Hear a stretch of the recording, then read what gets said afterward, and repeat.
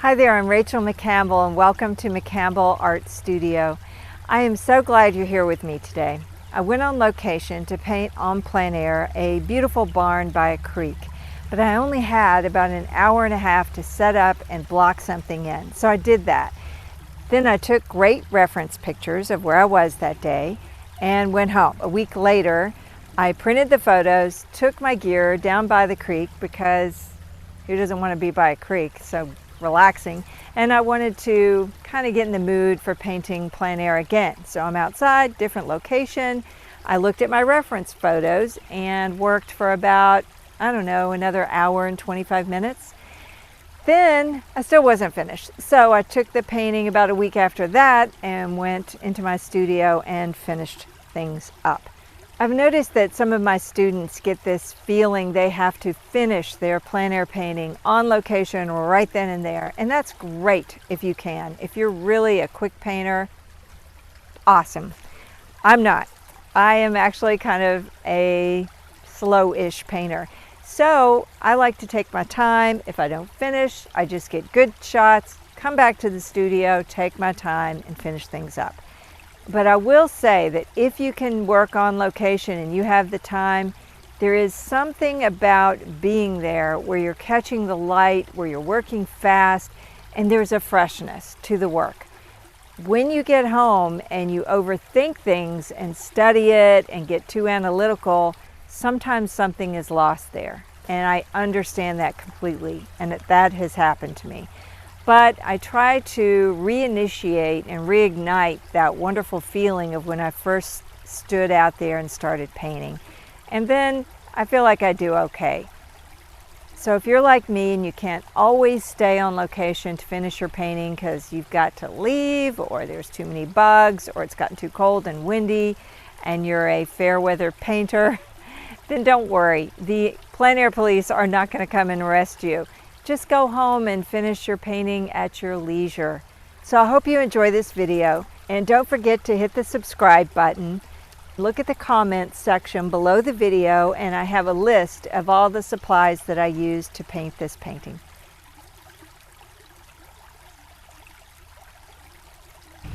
Hey, hi there. Thanks for joining me. I'm painting in a beautiful little spot in Middle Tennessee.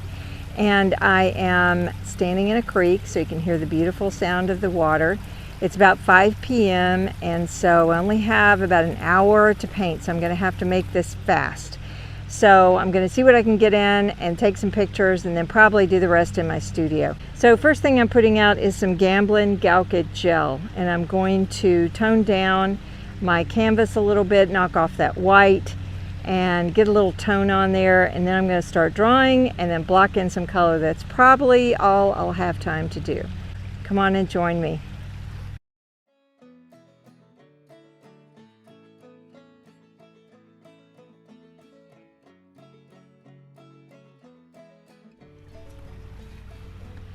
So I'm going to add just a little bit of Gamsol to a little bit of the alizarin permanent, again a little bit of the burnt umber, and a little titanium white.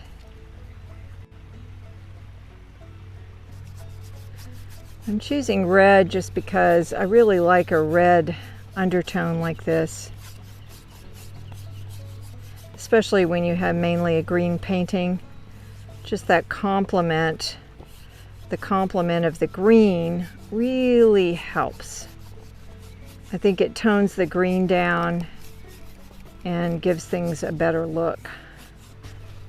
I'm going to wipe some of that off just because I don't want too much Gamsol on there. I want the paint, but not too much Gamsol. And I say that because I just don't want it too watery. Now I'm going to use my little round brush and get a little burnt umber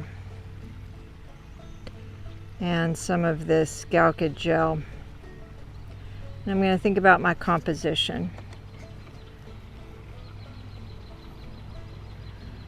I'm looking through my composition finder and I'm figuring out what my focal point is and what it is that I want to paint. I want the barn in it. I want it to be an important element, but I don't want it to be all about the barn. So I'm just kind of coming in here really quickly, seeing what my composition is like, seeing if I like this first before I commit.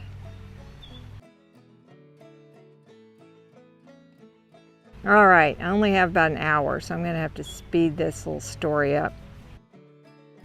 Okay, I'm seeing some interesting things here, very interesting. Some beautiful lines that God created. Nice diagonals. Let's see, beautiful, it's beautiful grasses we'll get to. Okay, and let's see how high these trees are.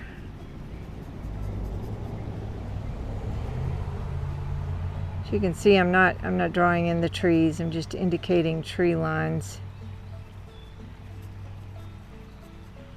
And there's a few tree trunks. Ooh, beautiful stone wall over there. Wow. I'll have to get to that later. But that is a beautiful stone wall. Okay, now anytime with plein air painting, you have to reduce things. You know, you can't get it all in. It's just too much. So I'm focusing on the things that really interest me.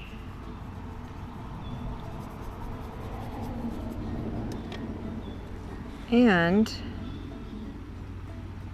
I'm going to start with a little bit of this radiant blue.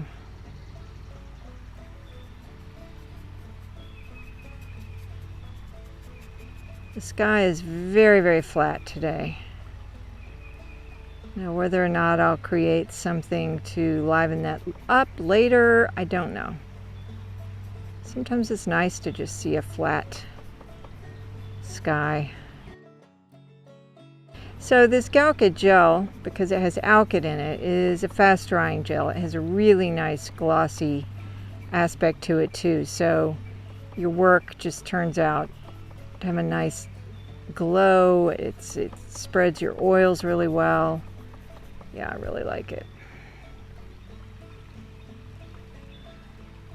Okay, let's see. I'm just gonna plop in a little bit of that blue, and it's mixing with the red.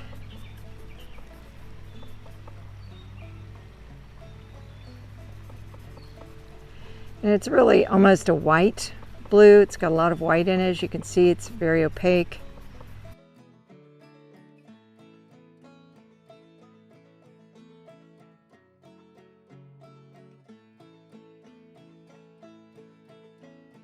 So lots of people like to start from the very back and then move forward. And that's pretty much how I like to work too. Just block in. Doesn't mean you can't go back and forth.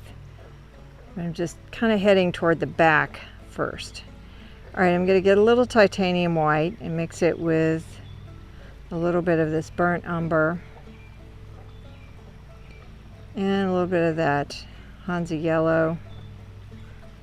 And that makes a kind of a putty color here. And there's already brown and red on this wall. I'm just going to block in a shape over here that says this could be that stone wall later. Yep. And then I'm going to use the same color to go in toward the bank a little bit. It's nice and putty-ish. Neutral, very neutral.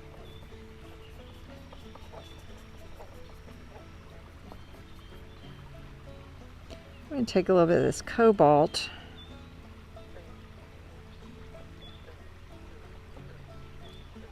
and the Hansa yellow and the putty that's already on my brush.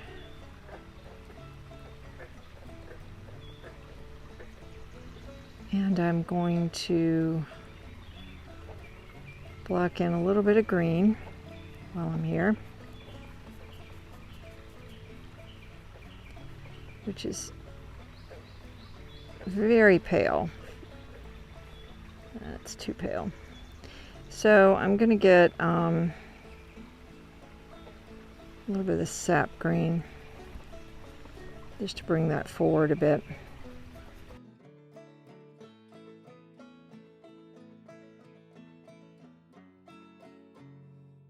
I'm going to get some of this burnt umber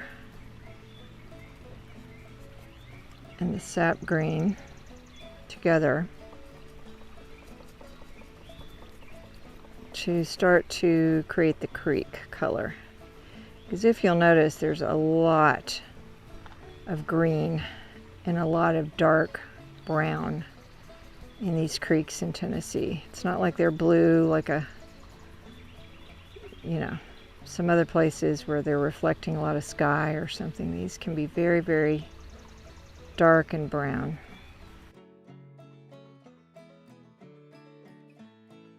Let me get some of this red, mix it with some of the burnt umber.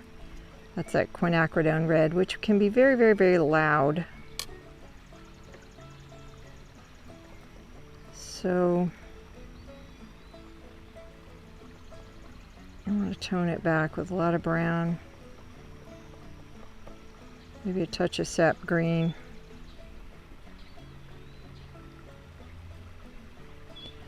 When you add the complement, it really pushes it back.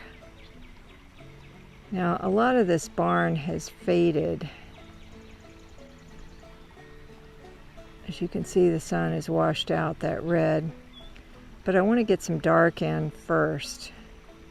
You can always lighten it up, but I'm a fan of dark first.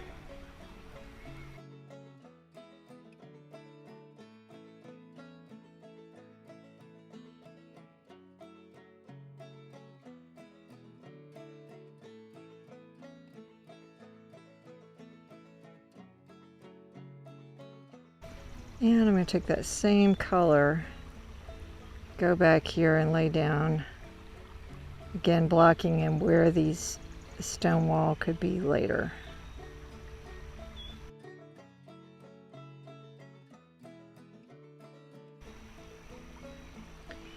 And then to indicate this roof, I'm going with a brighter red.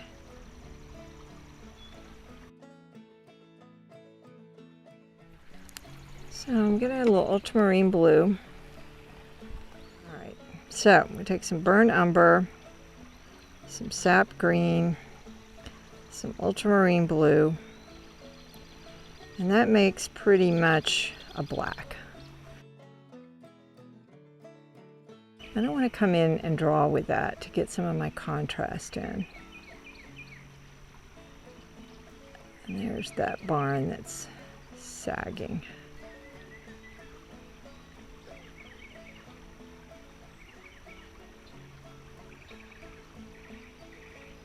Yeah, you don't need to buy black if you can quickly make it with these other colors. Plus the black can be really a heavy black, and this makes it a little more warm or cool. However you mix your colors, you can make a nice warmer, cool black. Okay, so let's see, let's draw that in. Now if I need it a little waterier, to make a finer line, I will add a little Gamsol to that. So I'm wanting to indicate these boards without getting too heavy.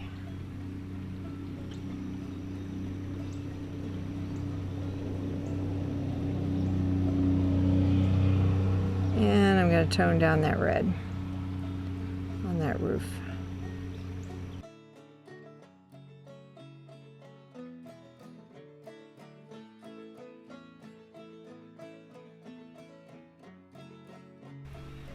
Now I wanted to get the ultramarine too so that I could mix it with the yellow and make a little brighter green. For example, back through the back side of this barn, you can see the green, and you can pick up that in the trees.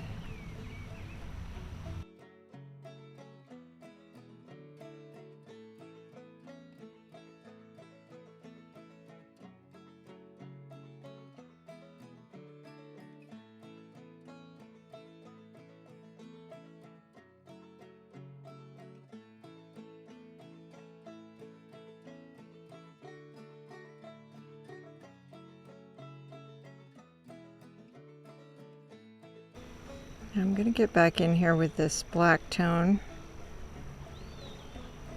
Some darks back here behind these trees. Help make them pop.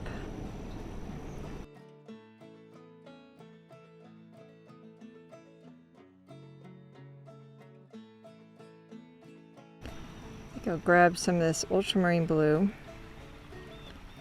Mix it with a little white. Solvent.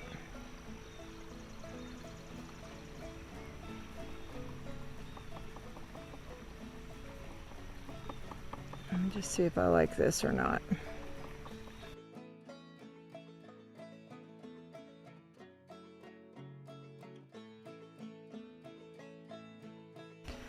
There's some sort of camper thing over there, but it looks like a horse trailer. I don't think I'm going to bother painting that.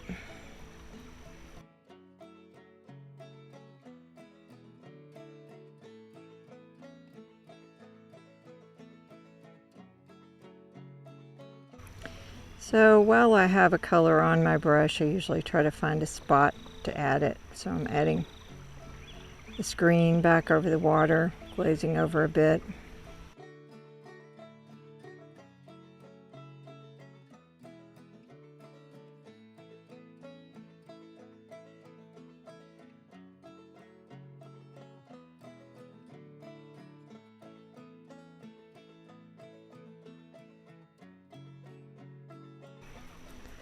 So I'm just going to lay down a little neutral greenish gray tone for these trees. And then I want to grab some of that yellow, that Hansa yellow, just straight up. And I want to come across here kind of in a bold way, right on top of this brown.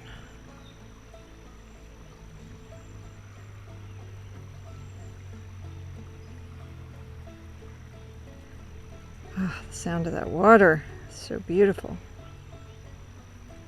And I'm doing that just to brighten it up a bit, give the water a little life.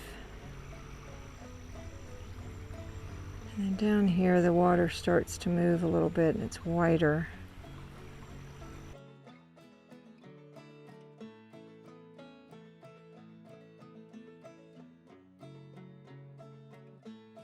I have this little squeegee that I like to use.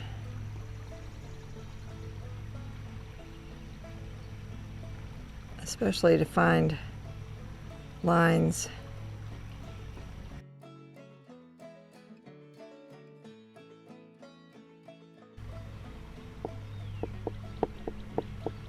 I'm not going to do every board, just want to indicate, and this also helps keep it loose a little bit. I can come back in with this squeegee and mess with the water. I can come in and pull in trees and branches,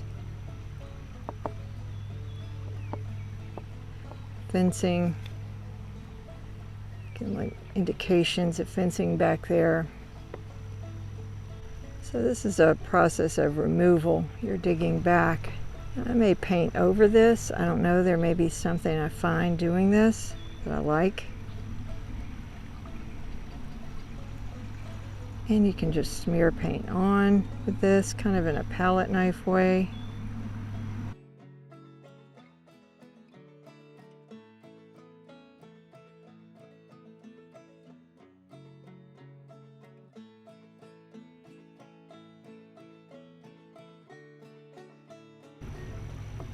And I like the idea of, you know, mixing little colors in here that you wouldn't expect, like pulling in some of that red. Maybe picking up some of that red and putting it over here in this green.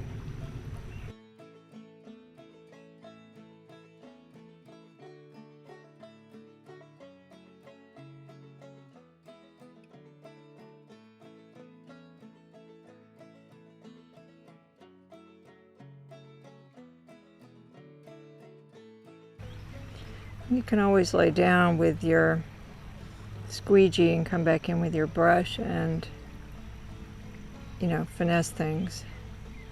But sometimes it gives you these really unexpected little shifts in paint, tone, you just wouldn't have thought to do if you were trying.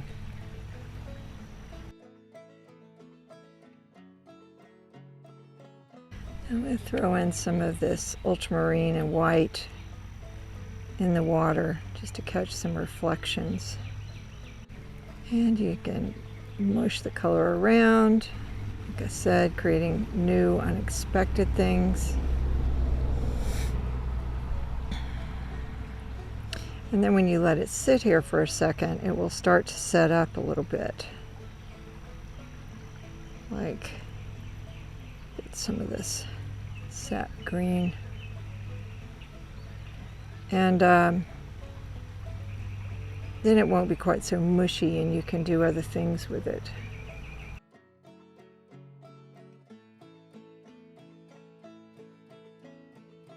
So you can use it kind of like a palette knife and mix it right here. Mixing a cool gray to put back here.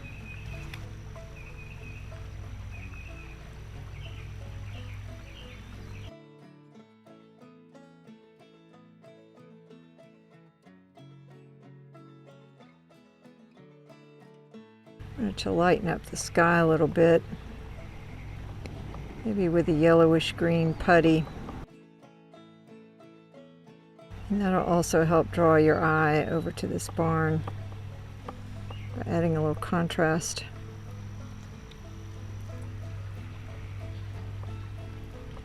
You know, the greens against the reds, greenish yellow against the red. Yeah, that's nice.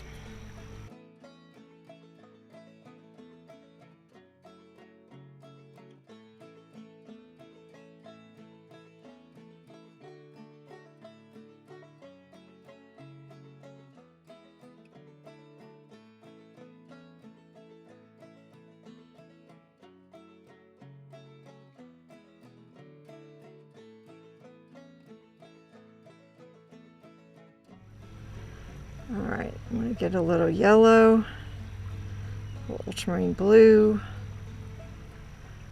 a little white,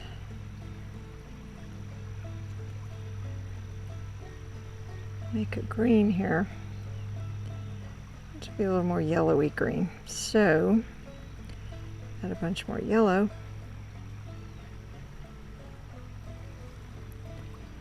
And it's over here where it's reflecting in this water really nicely.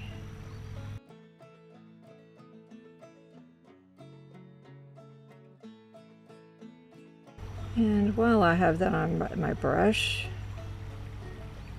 come over to this tree and just kind of roll that green down just a little bit, where the light might be catching these leaves.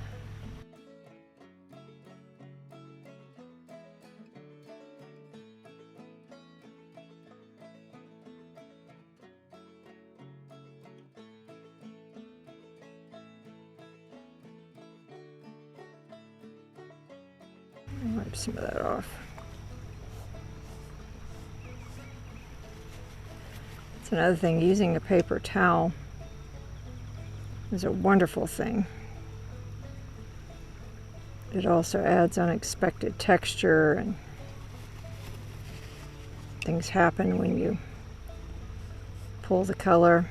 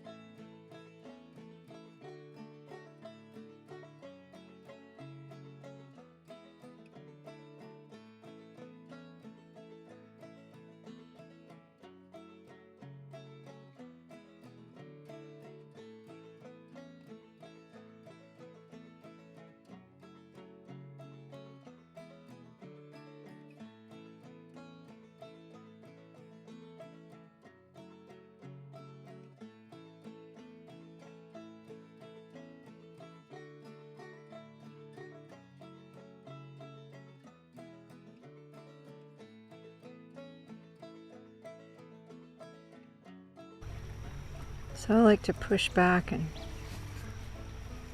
come back in, add, subtract, make it fuzzy, then add some detail later.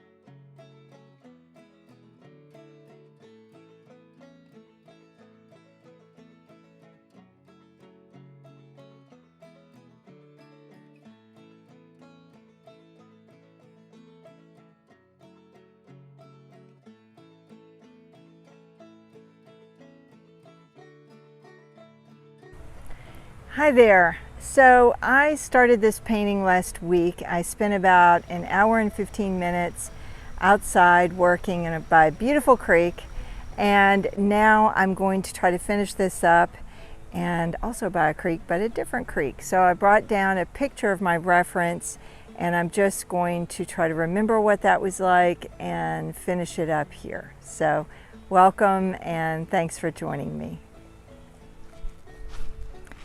Okay, so I have my palette set up here. So I have the Gamblin Galkyd gel. I have Gamblin Ultramarine Blue, Phthalo Blue. This is Cobalt Teal, Cadmium Red Light. This is Alizarin Crimson. This is Venetian Red. This is some Sap Green. This is Phthalo Green. This is Burnt Umber. This is Cadmium Yellow Light. And I'm going to add some Hansa Yellow Medium and some Titanium White, and I have some Williamsburg King's Blue. So I'm going to start off using Da Vinci Grigio number 10 Filbert, just to get some larger shapes in. I also have my squeegee if I need it. I've got a paper towel. I actually can remove this right now because I have Gamsol brush cleaner down below, and I have my medium right here. And I'm going to take this Cosmo Top Spin is the name of it. I've never tried this brush exactly, but I like these kind of long pointy brushes, like a signature brush or different ones, and a line brush, and they add, you know, nice little lines. So we'll start with these. So I have the Da Vinci Plein Air Bristle Brush number 10. It's like a filbert. I have a round Plein Air brush by Da Vinci number 10. And I have the Da Vinci Nova Synthetics number 6. Nice little thinner round one. And then, like I said, I've got my Grigio Synthetic number 10 filbert. This will be nice. I'm looking at my painting and I want to start with my background. So I'm going to grab a little medium and maybe go in with a little ultramarine blue, titanium white. Maybe tone that down with just a little bit of alizarin crimson. Make it a little more red.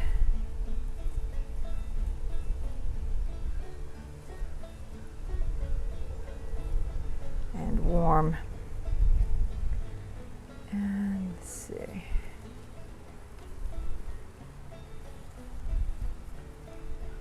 So my idea is to keep this painting pretty impressionistic. I don't want to get real tight. So there's a lot of paint down below, and I'm going thinly so that, wait a minute, there's a little hair I see. Get rid of that. So I'm going to go thinly so that, well, sometimes I just get stuck there. So that some of those paint tones and things shine through and give interest. And so in this case, there were some yellows in the sky, and I've got this purpley kind of blue tone here. Now, because I have clipped this onto here, this doesn't have anything to clip onto, so it's a little loose, so I'm just going to hold it with my hand while I paint. But normally that would be there, but I just have nothing else to clip that reference to right now. All right, boy, is it beautiful outside. The wind has picked up, and so thank goodness it's very, very humid. But with that breeze, I can handle it. Okay. So I want to start developing a little contrast here with the lights and the darks. That's what I'm going for. Again, if I use a small brush, it'll start getting a little too fussy, so I'm using a large brush. All right.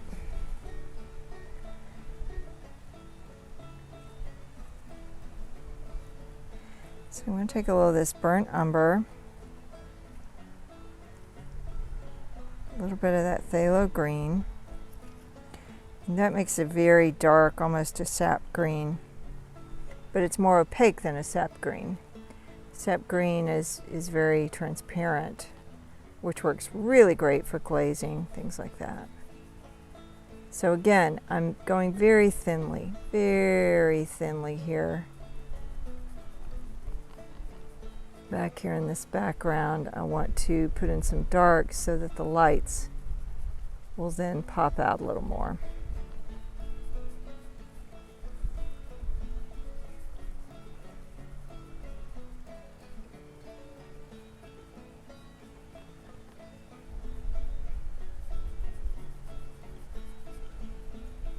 And I want to create some unity with the green back there by having it in different parts of the painting.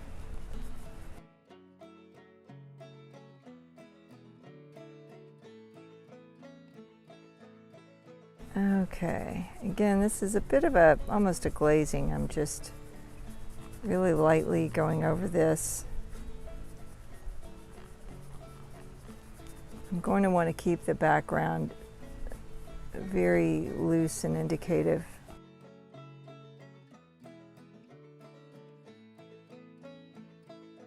Now, some of you may say, oh, I thought that painting was finished. Because, you know, it's all a matter of choice, and people like just super, super loose paintings. And I love super loose paintings, but I'm going to do a little bit of a combo here. I'm going to get a finer brush here because I want to create some of these sky holes with this blue while I've got it out. So to do that, I'm just going to dab around. You can see where there's light shining between these leaves. And I could have done that first thing had I been more organized. I would have had the sky painted entirely in, and then you paint the leaves and the trees, and then you don't have to worry about sky holes. But because this is more impressionistic and loose and haphazard, I kind of like coming back in and just making random shapes like this and seeing where it leads me. It's not a very planned out thing,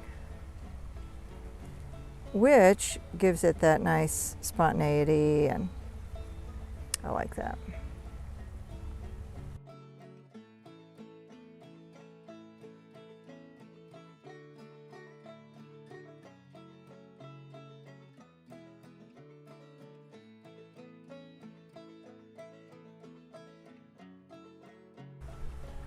Okay, so I took a little bit of that green that was there and mixed some of this cadmium yellow light in there just to make a warm cadmium green there for the edge of the leaves where the light might be hitting. Adds a lot of brightness and high chroma.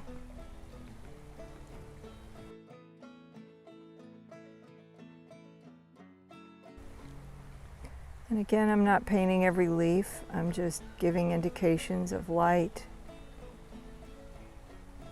The light's hitting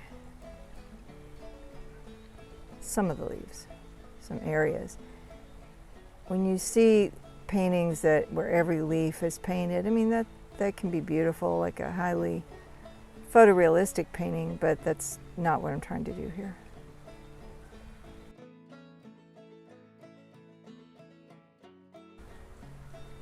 And I see up here there's a lot of lightness in this area here.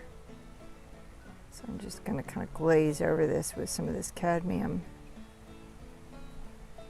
green and bring out some of that lightness.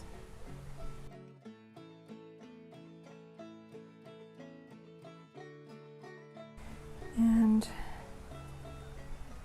I'm going to go over to this Hansa yellow medium. Some titanium white, touch of this Venetian red,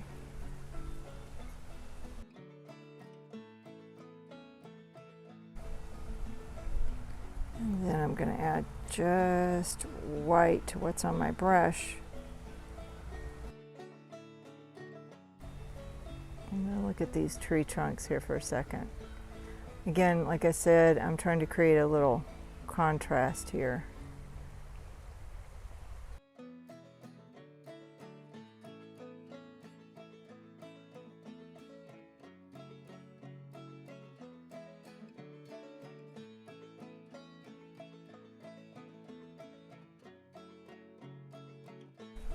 And there was a little bit of a tree in the foreground. It's not in this photo reference, but I remember it. And I may want to delve in there. Mix a little bit of that burnt umber with that cad green.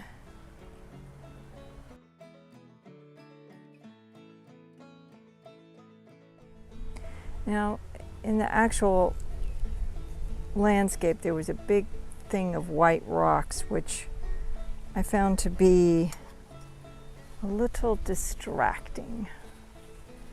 So the fact is, you can design this painting however you would like. So I'm going to get a little burnt umber with my medium, and a little bit of that green and the alizarin. A little more green.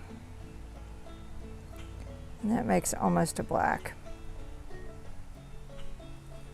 I'm going to go over here, and I really want to get some contrast in here.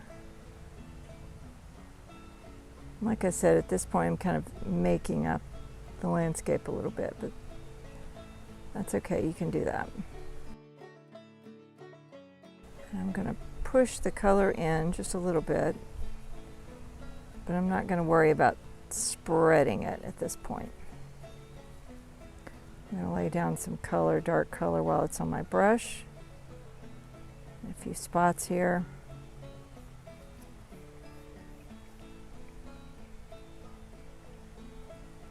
And for example, inside this barn, it's very, very dark.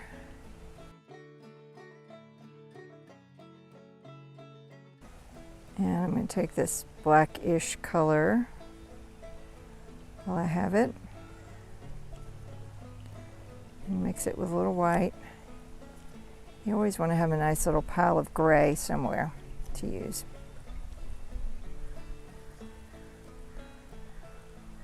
And actually, I'm going to pick up this gray that's on the roof. Sometimes you can just take gray and put it on top of your tones you already have, and it's all you need.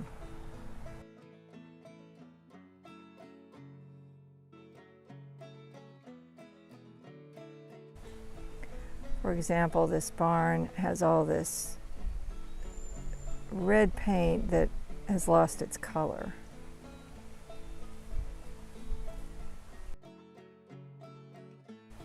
And so dragging some of this gray on top of it gets that look.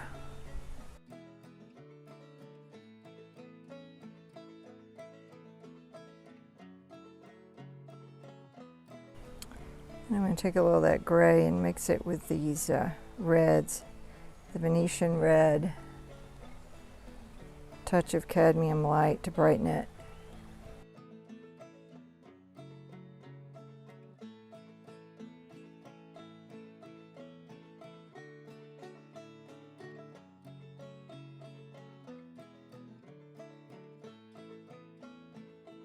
And again, just dragging down, letting the texture that's on the panel work for me, because it gives that old wood look.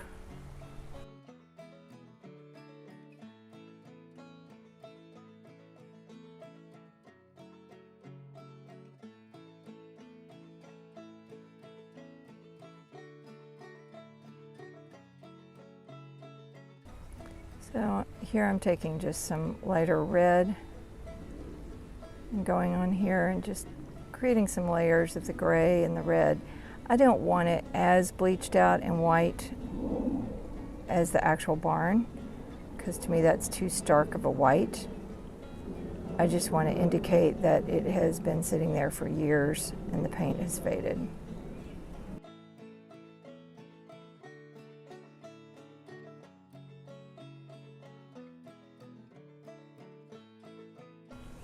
And you can see that I rarely clean my brush. I just keep going with whatever's on my brush, because sometimes it gives you that kind of dirty green or gray that actually looks a lot better than if you cleaned the brush and started over with new paint.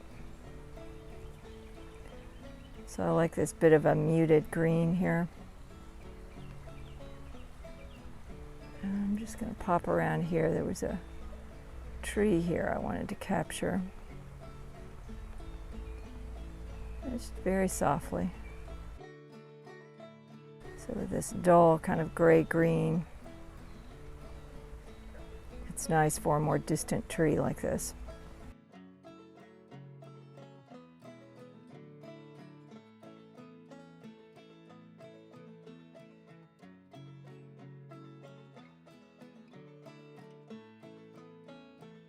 And I'm going to go back in with a little bit of this green and gray. And back here, you can see the back area. I'm going to go with a little of this cadmium green that I made. And just indicate the light beyond there with the trees. And I want to get a little bit of brown and green and indicate these branches.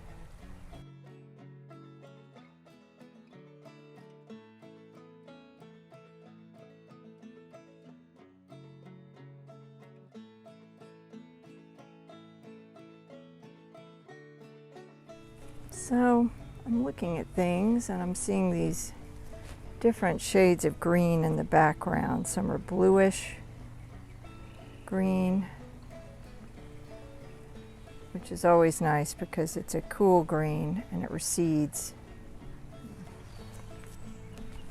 Okay, so now I'm going to grab this number 8 Da Vinci and I want to pull this color down a bit. So I'm going to take my medium .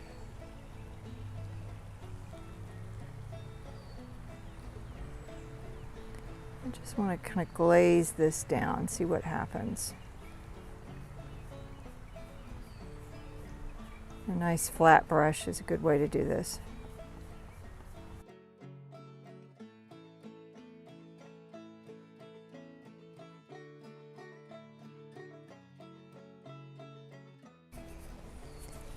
And then there's this yellow with this green.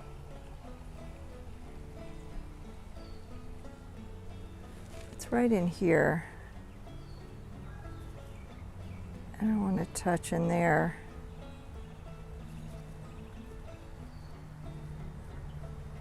Set that color down a little bit.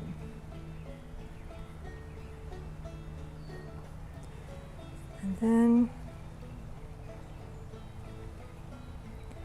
take a little brighter, see this cadmium yellow, warmer yellow.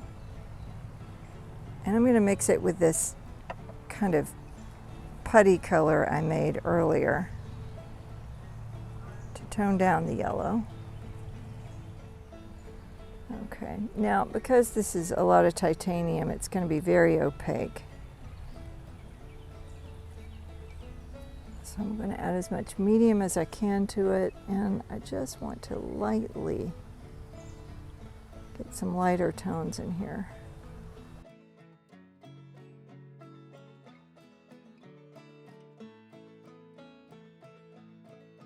And where I had put this color down earlier, before it totally dries, I want to change that shape a little bit. And there's a lot of light lights up against the barn where this grass is. I don't know if it's hay or what, but I want to kind of indicate that. And again, I don't want it totally opaque, so I'm trying to be very light with it and let all the stuff I painted earlier shine through. The pinks, the greens, the browns.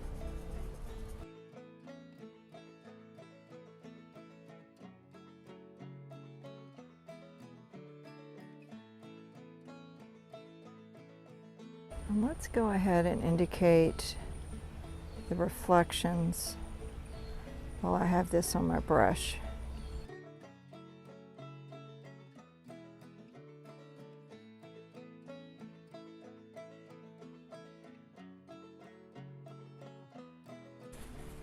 And Then I want to soften that by dragging.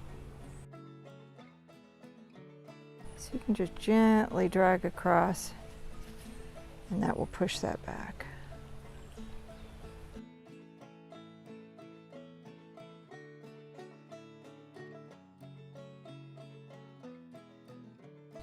And I'm going to take a little bit of this brown and green and come down in the foreground.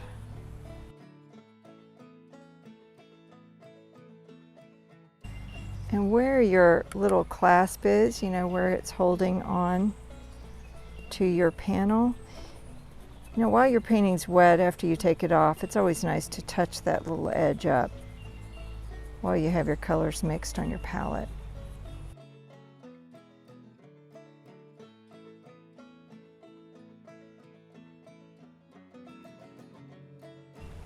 And this got a little too yellow, so I'll take some of this brown, a lot of medium, push back over this.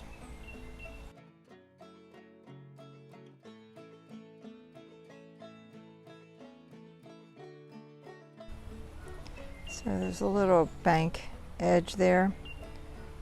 So indicating that dark bank edge and then pulling that reflection of that bank into the water.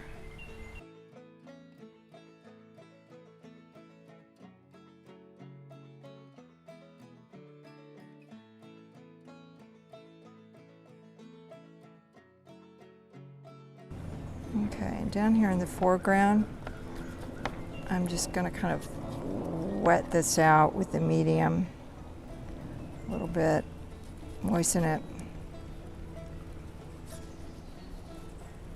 so it'll be ready for some paint here in a minute. All right, I'm going to step back and look.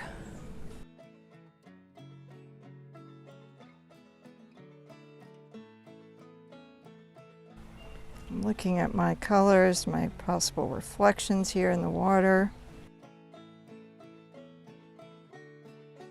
So when you do reflections, basically you measure like right here. So this red to here, you carry that down and it would actually end about right there. And then the roof would start if I've got that right. Let's see, roof.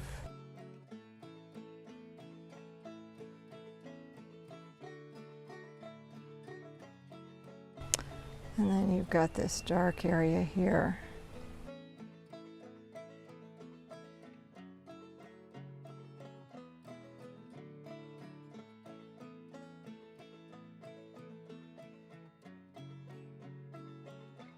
Now I'm going to go in with my phthalo green, my alizarin crimson, and my burnt umber. There, I've got that black again. And I want to come back in and just create a few little bank indications here.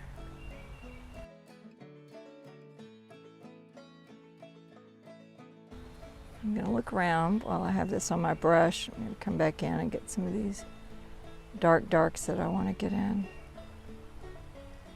And to keep this loose, I'm going to move my brush around, wiggle it.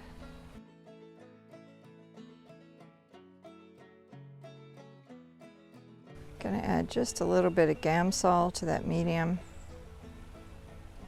just to make it a little waterier. And I'm going to take this small brush, come back in and get some of these darker indications of limbs back in the shadows.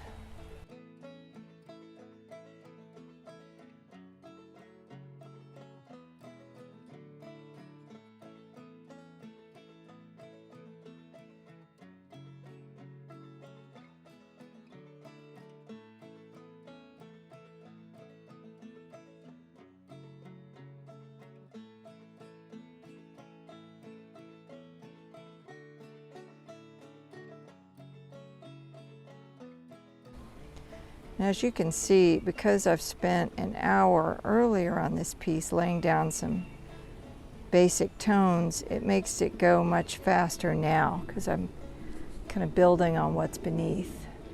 Don't forget to step back.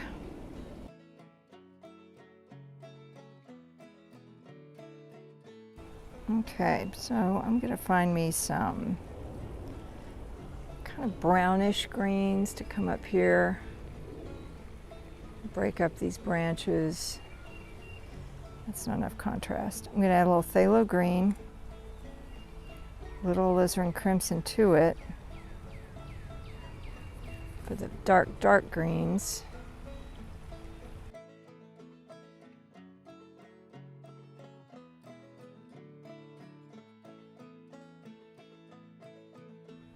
I'm going to take some of this warm yellow, cadmium yellow again, with the green that's already on my brush, and that will get some of these cadmium tones here where the light can catch these leaves on these limbs.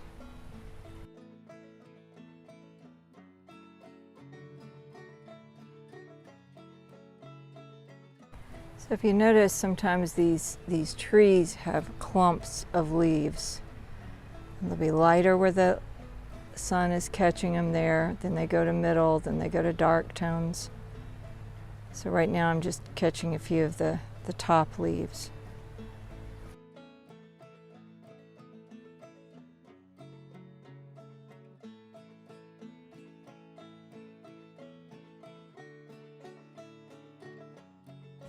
And I know I'm losing my battery here. I've been painting an hour, so it may turn off any minute, but if it does, I hope you guys have enjoyed this. It's been very peaceful for me to get out of my studio and just be inspired by the nature that's around me to paint something that I've already started somewhere else. You can still paint outside. Who knew? Yeah, paint wherever you want, wherever inspires you. And you know, when I get into the end here, and I'm not near there yet, there's wonderful little, you know, highlights where the lights from the sky and stuff's peeking through and hitting the water.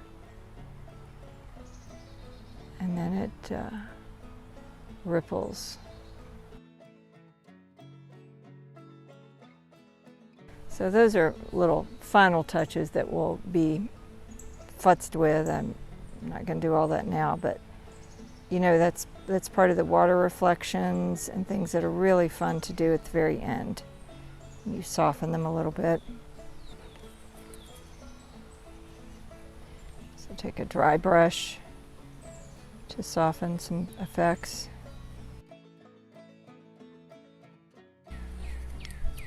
And then you can sharpen it back up wherever you want to. It's just so nice to add and subtract with reflections. You can just, you know, if you get too much, wipe them off. If it gets too distracting to your painting, you can always push them back or get rid of them. My red reflection kind of went away entirely here. So again, you just pick these things back up. I'm gonna add a little Gamsol to my brush and go with a little brown, little green.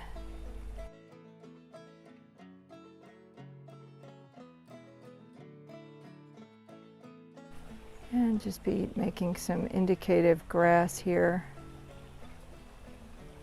Maybe some yellows. And because this is impressionistic, you can just do it however you want to do it. But as you can see, grass just goes how it wants to go. And that's how I like to do it, just playfully.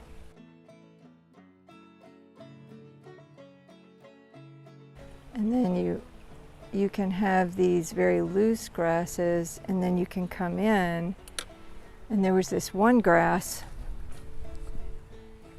kind of called your attention to this weed. And I thought, well, I'm going to feature it.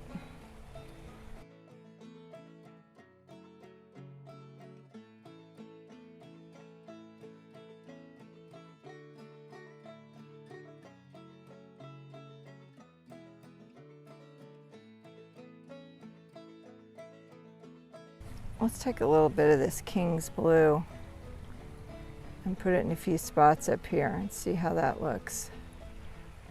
I wanted kind of a muted sky, but it might be nice to put in some bluer blues and have those in spots. Maybe blend it in a little bit down here. That's a little loud. You can always go back and tone that down a little bit. Push it back with some grays.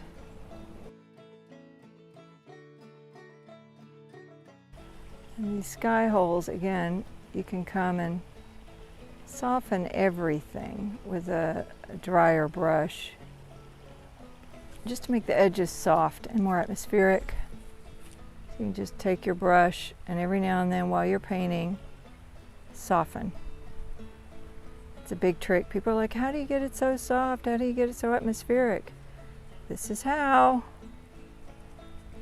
It doesn't happen on the first go round. You have to let the paint set up for a few minutes and then go back in and soften. Move your brush different directions so it'll be a little more subtle where you're softening it. Or you can come in and dab with your paper towel to soften, but sometimes that leaves a print. It'll leave the imprint of your paper towel sometimes. So I find it better just to let it harden up a little bit, set up a little bit, and then go back in and soften.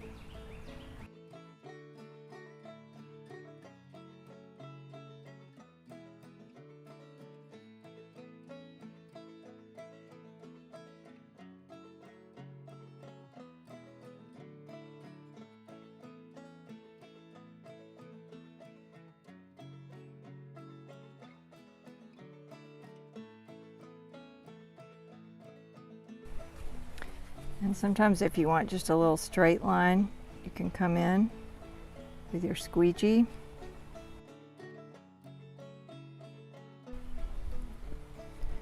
And of course with an old barn, I don't want it super straight because the barn ain't straight.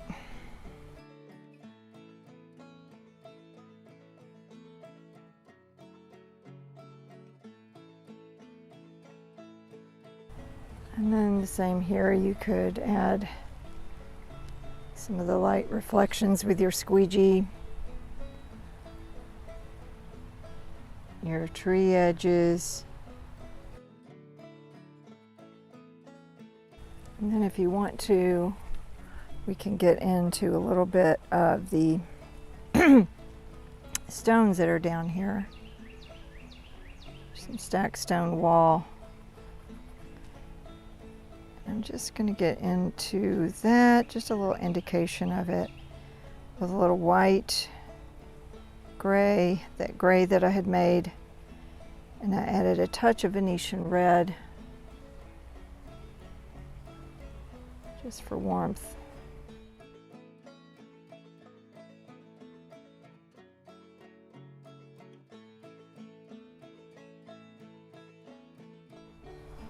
And you want that to reflect also in the water.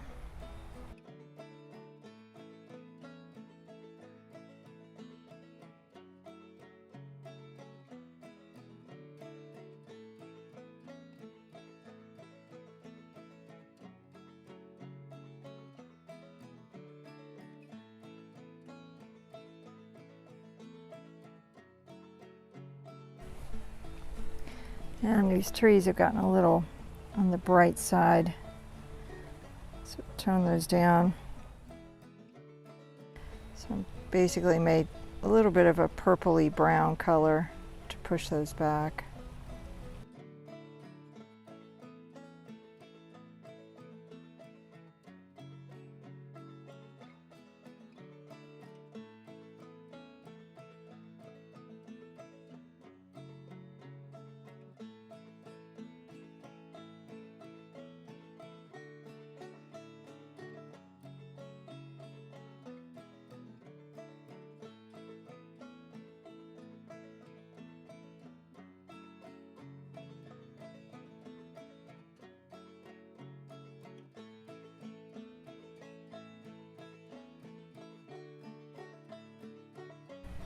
Get some of those grasses in with this brush.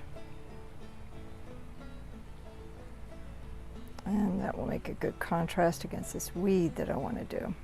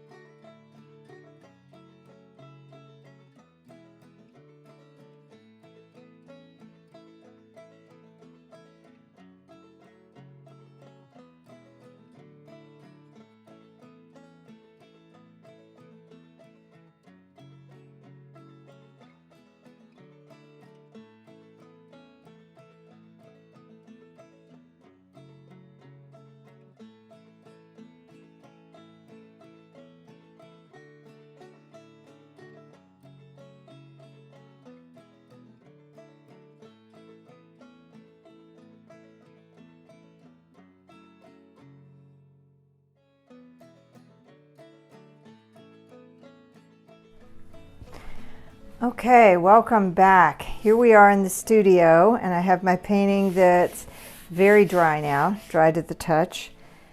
So what I want to do is wet this painting out a little bit. I am going to grab just an older little flat brush.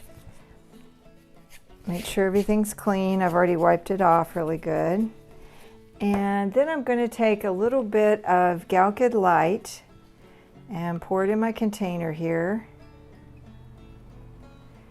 And a little bit of Gamsol. I like to have, I pour my larger Gamsols into these small sample Gamsols because they're nice to have on my desk here. And mix those together. And I'm going to just wet this out, and what this does is it just moistens the whole canvas, brings it back to life, helps you to see your colors. It also adds an even sheen over the whole thing and makes it where when you're laying down your paints there is just a nice moist surface to work on as opposed to a very dry hard surface. So this works well when your panel is completely dry and you just want to get this moist. And it does a lovely thing. It helps bring the darks back out and helps you see your contrast, and it's just nice. Evens everything out. So you don't want it sopping wet, so I'll try to get it even across here. I look at it from the side to make sure I'm not missing a spot. I don't want it pulled up. And then I'm going to put my brush in my brush washer. I'm going to take a paper towel or a rag.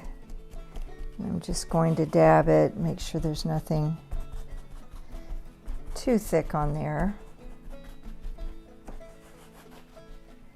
Now with paper towels, these are just regular paper towels which have a lot of lint on them. So it's best to use a shop towel if you have it. I'm actually out of them right this moment, so I'm using this, but this works okay. You just have to keep an eye on it, make sure you don't leave any lint. Okay, that looks good. All right, so now let's talk about what we're painting here. This is my third session, And I've got these reference photos, like I told you, that I took, just to remember what the barn looked like, what some of these plants look like, what some of the trees look like, and the rocks. And again, I'm trying to get back into the mode of being loose. I'm not trying to do a super realistic painting, a little more impressionistic. So let's look here. I think I'll start with the sky first, and I'm using some Da Vinci Grigio brushes today. I've got a Grigio Synthetic number 10 Filbert and a Grigio number 4 Filbert, a round number 2 Grigio Synthetic, and a round number 4 Grigio Synthetic. I've also got a Da Vinci Black Sable number 2. It's a nice little flat chiseled edge there.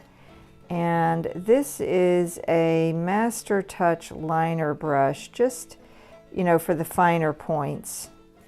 This is an old beat up fan brush. I don't even know who made this actually, it's so old. But it's beat up, and I like that because it can give you some unexpected little jaggy, you know, leaves. And then this is a Dynasty Black Gold 1/8, I think it says on there. That says 1/8. But anyway, it's got a little chisel to it. It's a little flat brush. It's just good for getting little details because we're going to get smaller at this point. So I'm going to start with a big brush. I'm going to put my medium over here. Let's talk about the colors I've laid out on my palette. I have some burnt umber. I have Hansa Yellow Medium. These are all by Gamblin. I have Cadmium Yellow Light. I have Cadmium Red Light. I have Alizarin Permanent. I have Ultramarine Blue. I have Phthalo Blue. And I have some Williamsburg King's Blue. This is Titanium White. And I'm using a gray palette, glass palette by New Wave. And I like this because you can scrape the paint off at the end of the day. They have these wonderful little plastic razors that you can scrape up, and I can put that away in my oil container, my Masterson oil container, seal that in, and then that keeps the oils fresh. All right, so I'm looking at my sky and I'm thinking about mixing. I want to keep this looseness, but I also want to maybe, I'm going to take some of this mixture that I made with the medium with the Gamsol just for a second, because I want this a little on the watery side. Then I'm actually going to pour some Galkyd Lite right in my medium, because this is my last layer. So you can add, this is a little fatter medium, and since this is the last layer, it's okay to go fat on lean at this point. So I'm going to take a little titanium white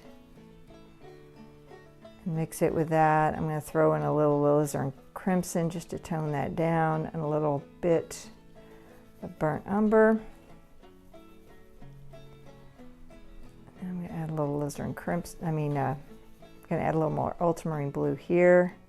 I just want to tone down the blue. I didn't want it to be too garish, so you can add burnt umber to that. You can add a little crimson or quinacridone red or whatever you want to do to just kind of tone it down a little bit. So I'm going to go in here, and that makes a nice little gray blue. And I'm going thin. I'm not globbing it on because I want to just let all the other things beneath it show through, all the other colors and layers. But I'm using a big brush because, again, I want to keep this loose. I don't want to get too tight. I'm trying to emulate a little bit if I'd had time to finish my plein air painting out of doors that day, which I did not. So I've worked on it the first time out on location and the second time down by the creek. And this is my third time of working on it now in my studio. And like I said, there's no shame in going back into your studio to work on a plein air painting. I know there are purists that say, oh no, don't do that, but yeah, if you have to, do it. I'm all about just doing what you got to do. No judgment here. Okay, so that's a nice grayed color. I think I might take a little bit more of that ultramarine blue, maybe to add a little bit of that king's blue to it, just to get a bit of a darker blue for the top here. If you'll notice, skies are darker at the top and then they get lighter as they go down. Now I was debating if I want to even bother with clouds for this painting because it's a study for a larger painting. And I don't know. We'll see. I might. Now sometimes I like to just take a paper towel and wipe around just to loosen things up, keep it soft looking, and it can blend your strokes a little bit for you if you want to. Now I'm going to take a little titanium white, touch of medium,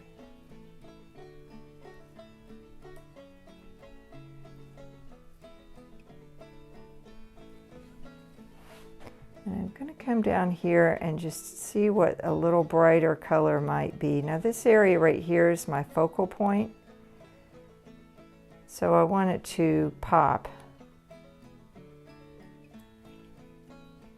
So to have it pop, you need some contrast. And this is where you can get into indicating clouds if you want to.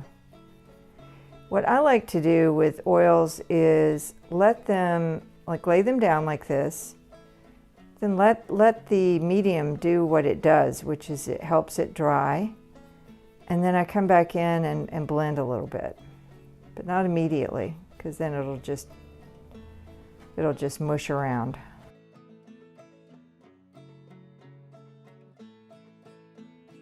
I'm going to take this number 2 Grigio and pick up some of that white,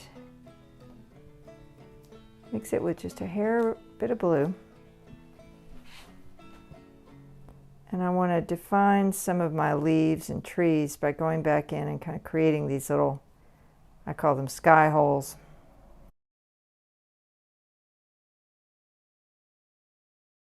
Now if I had painted my sky completely first, then I would be painting my trees on top of that already finished sky. But this is an impressionistic painting, so I don't care. I mean, I'm not trying to do a super realistic painting, or I would have done that. This is a different feel I'm going for. So I want my strokes to show. I want the looseness to be there. I find that exciting. Again, depends on what you're going for. If you're a photorealist, that wouldn't be your thing.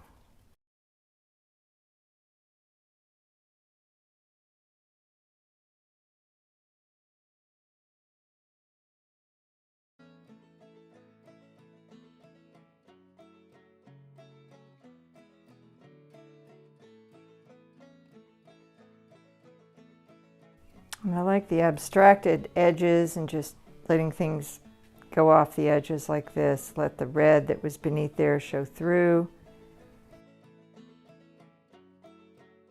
Okay, so now I'm going to mix some color to indicate some of these tree limbs.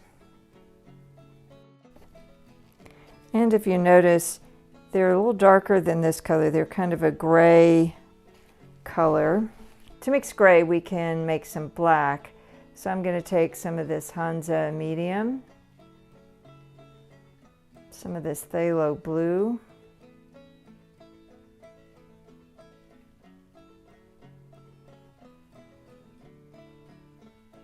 and mix that together.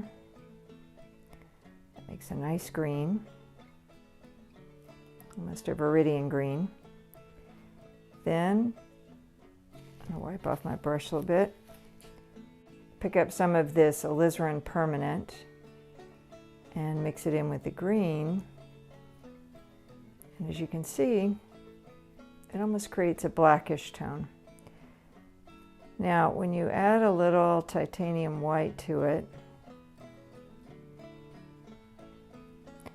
that will show you which way it's going. Is it going more blue, or is it going more green or yellow? What's happening? Well, it's going more blue. So I'm going to add a little burnt umber to that.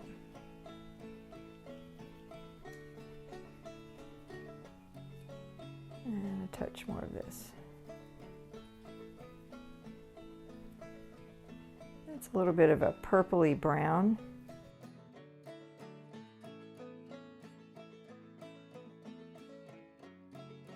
I'm going to take some of this darker tone. I'm going to go back over here. My light source is coming somewhere from here, so I'm going to have the darker side over here.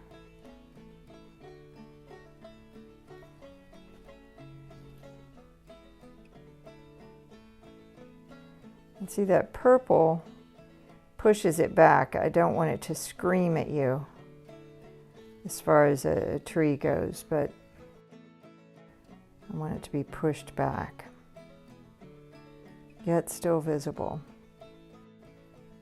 Peeking through between the leaves, you would have some branches.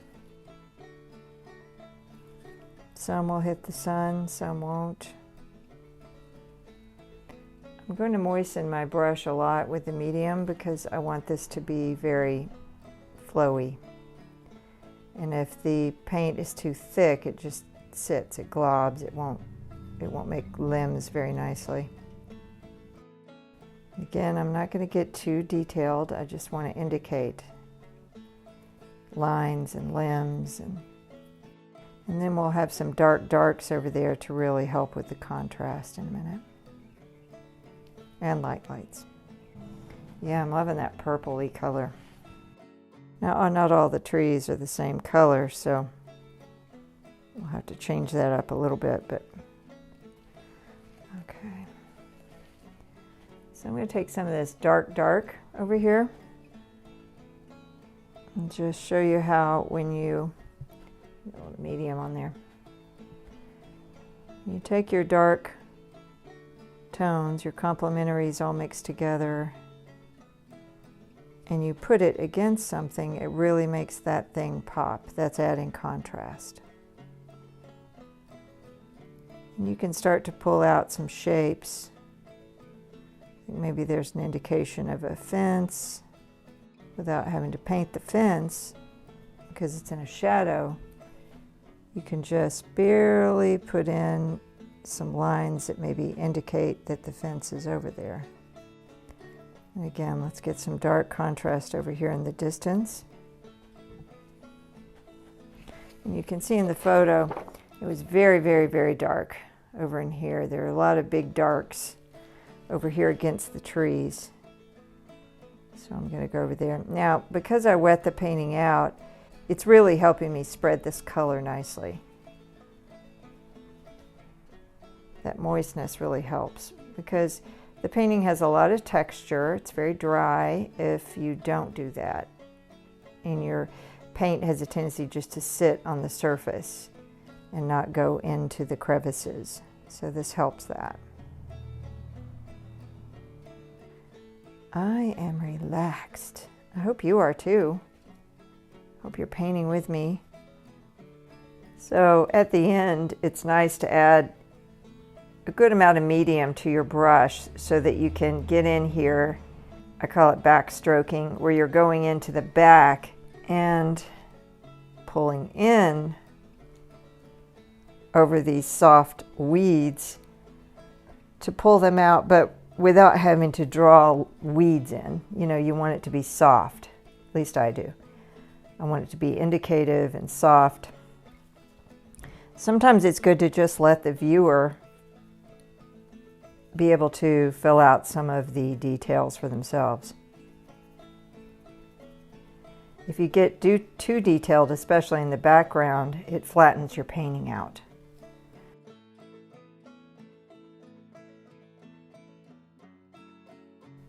While I have that on my brush, I'm going to go ahead and go down here where there are some darker darks, some of these edges here from the bank. And it's nice because this isn't a black, it's just complements mixed together, which makes a little more a bit of a subtle black or dark. And then I'm going to take this black and kind of glaze over some of these other areas where I want it to be darker but not solid black.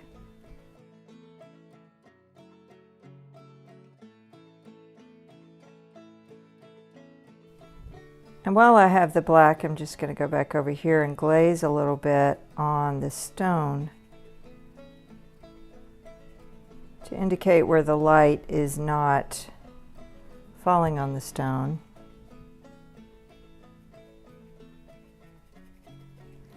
And maybe pick up some of that same color that's in the trees to create some of those middle grays for the stone, that purpley gray color. It works great for stones. So I want to get some details in, but I don't want, like I said, to get too tight. So that's going to be the challenge here, is to add colors but not get too tight.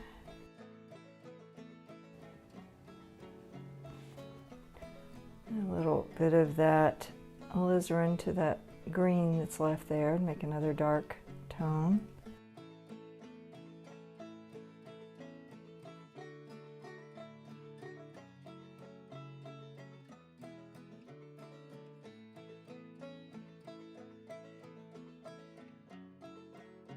Okay, let's take, I don't need to clean my brush, just go in here and grab some of this lighter tone for this tree and indicate where the light might hit it here. These trees that are sticking more out, more toward you, will have more of the sun hitting them than the ones in the back. And you notice I'm not putting down pure titanium or anything. I want to let this be a little more subtle.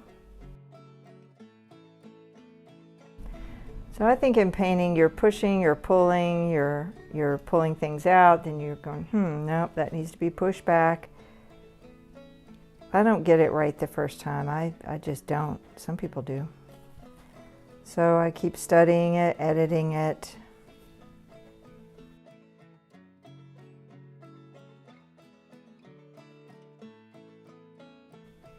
And this tree, being even closer, will have even more light to it.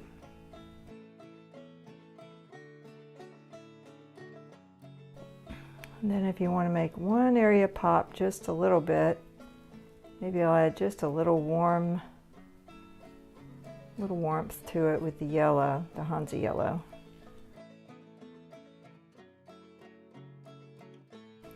While I have that light on my brush, I'm going to go ahead and touch the barn a little bit. It has a few highlights right there on the roof. So by adding this white on here that's muted down, it'll add a little more contrast to the dark barn, help it to pop. And let's make a little muted green. Okay, I'm going to take a little ultramarine, a little Hansa, and the white that's already on my brush. And see, that makes kind of a dulled back green. And I want to come down in spots where the light would be hitting. You can see through, but it's not too loud. Same here, you might come back here with some of these trees where light's hitting it, hitting the leaves, but not too loudly.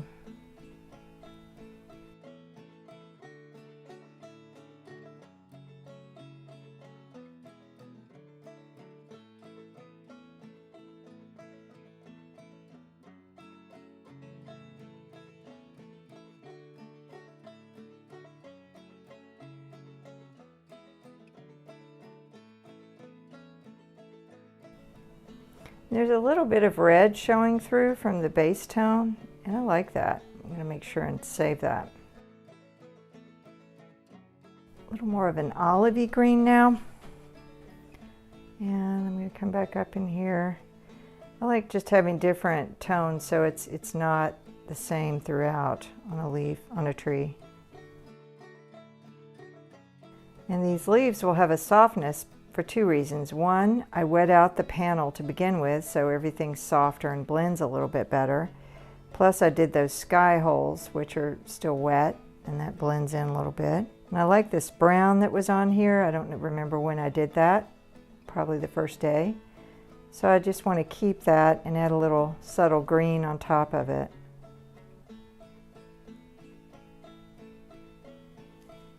That's where layering can come in really nicely and create beautiful little unexpected things. But you want your colors in the far back, for realism's sake anyway, to be a little more subtle, a little more grayed back.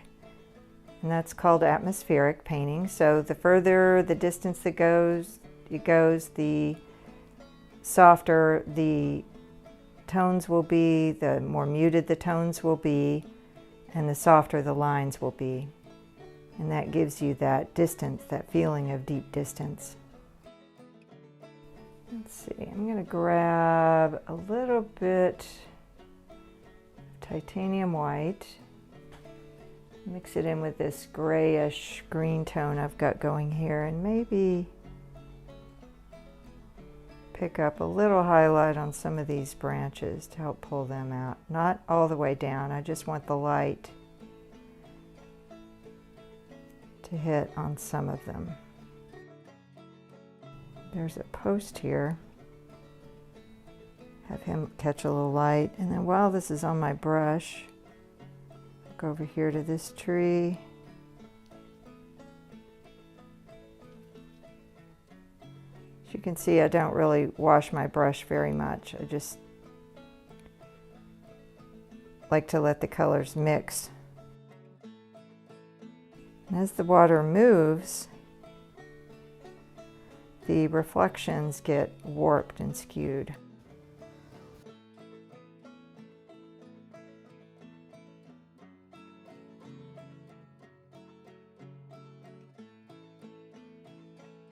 Let's get some dark, dark, dark. Get a little more red in there. A little more yellow. A little more phthalo blue. And a little burnt umber. So adding this contrast definitely helps pull this out a little bit from the background. I'm liking that. Also, you want to create some movement with your colors, even if it's indications of leaves. You can create diagonals with these colors to pull your eye in toward the composition. So if I want to create a diagonal, you can do your darks going that way, or as in this one, there's darks kind of pointing your eye that way. So there's lots of tricks to keep your composition moving. I'm going to get a little medium there and glaze this out a little bit. Let's see what happens here. I'm just going to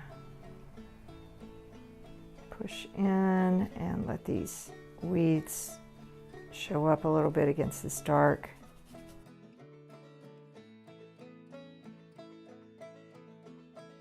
So I'm just glazing over whatever colors were here. There were a lot of different colors and things I was doing over here.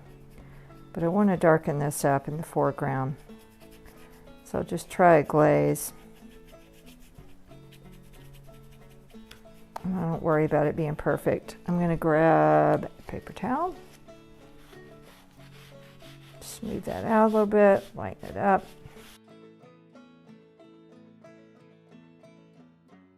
And then I'm going to take a little bit of this burnt umber.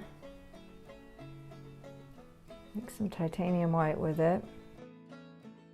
And just get a nice brown color to come back in on top of this glaze and create some water reflections. And I want everything that's beneath it to show through.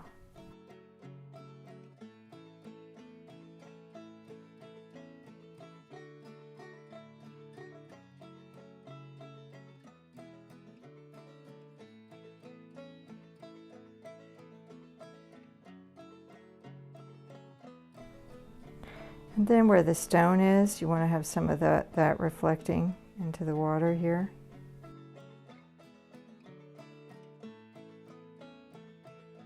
And to create unity, it's always a good thing to repeat some of the colors that are on your brush around. This purpley tone in the grasses is really nice.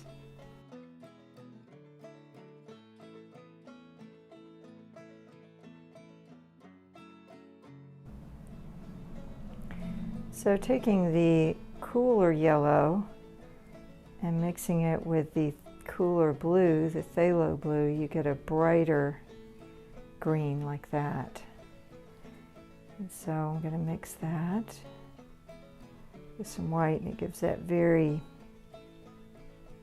bright chroma. So I'm going to tone that down a little bit with the burnt umber and maybe a touch of cadmium light, just to take the complement, and the complement always tones it down a little bit.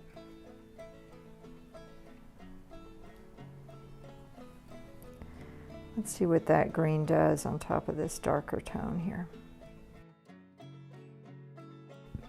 It's a cooler green, so therefore it kind of goes back into the distance a little bit.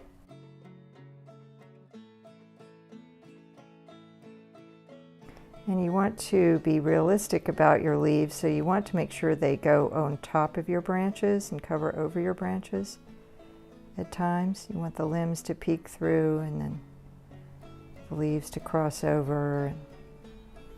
You want them to be darker behind and lighter in front, so it's a little bit of a build-up. And when you're painting impressionistically, you can just kind of dab and have fun with this.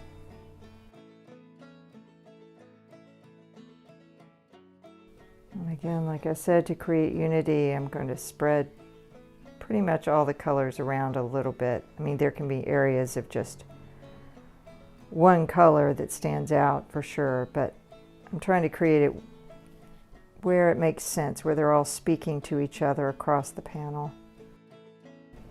I go back and add a little red to that to tone it down. Add my burnt umber again. A little more phthalo blue. And it's with cadmium light. This is kind of a warm dark green here. I'll come up in the foreground with that. It's nice to have your warmer dark colors, you know, in your foreground.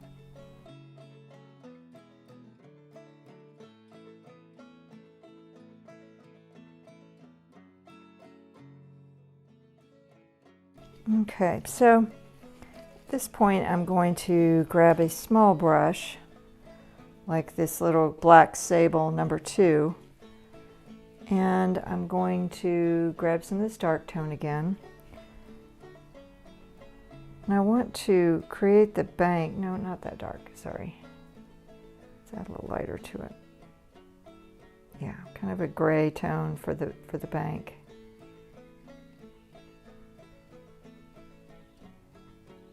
And make it soft.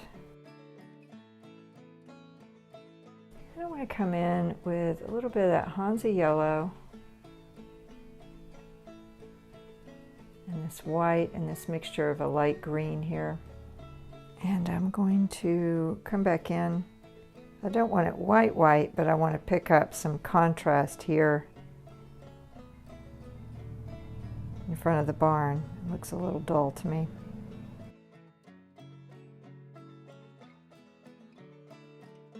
Let's take this color and go back down to some of the rocks and pick up a brightness on top of the rocks here.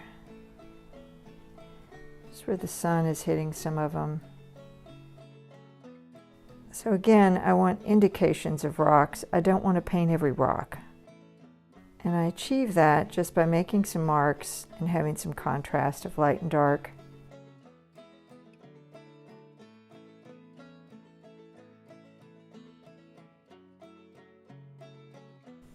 And I'll come smooth these out in a minute.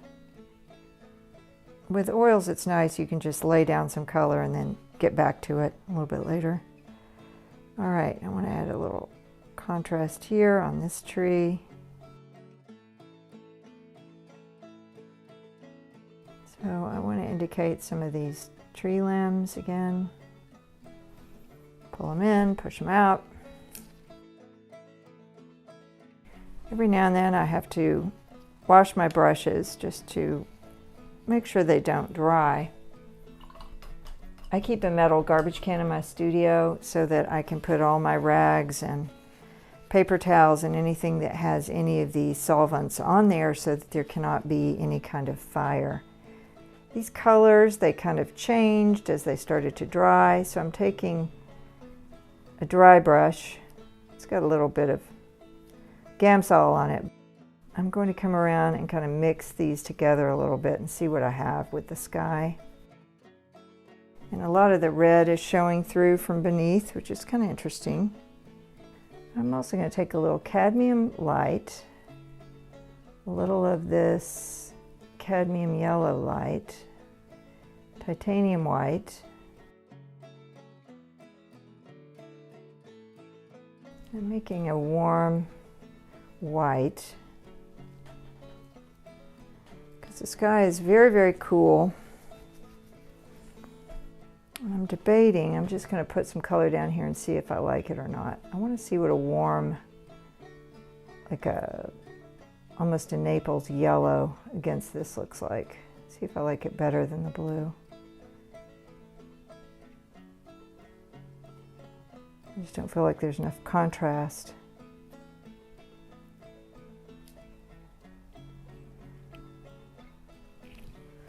It's definitely more contrast. See. That's the beauty of painting. It's your painting, it's your world. You can keep changing it.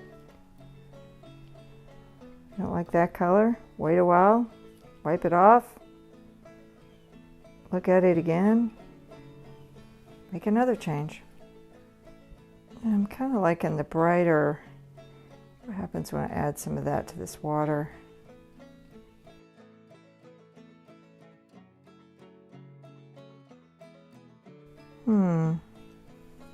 I'm kind of liking it. I'm going to go ahead and lay some more down. And that green is a very light green right there. I haven't gotten to that yet.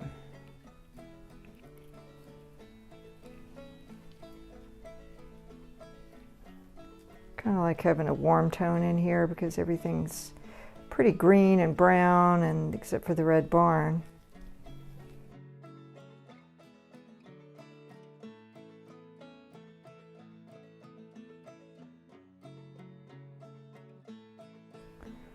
And this is the part I like about painting, is the process and playing and just seeing what resonates for me. Not everybody's going to like my work, and I know that, so I don't worry about it. And I just paint for myself, and when I paint for a client, I remind them that, you know, a lot of my personality comes in here, and it's just going to be what it is. So I've never had anybody return a piece of art, so that's good. But, I mean, I think it's important to let the artist go, you know, let them do the thing. Okay, so let's go back with some of this warm yellow. Make an olive tone here.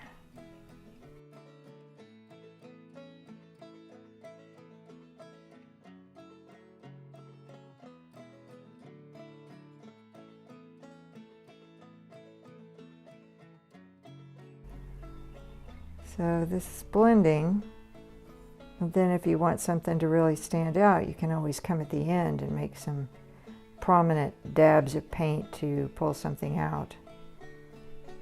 But I'm just trying to push things back. I want to create some darker tones here at the base of these weeds. And maybe come in with a little dark. Just in a few spots where the shadows might be.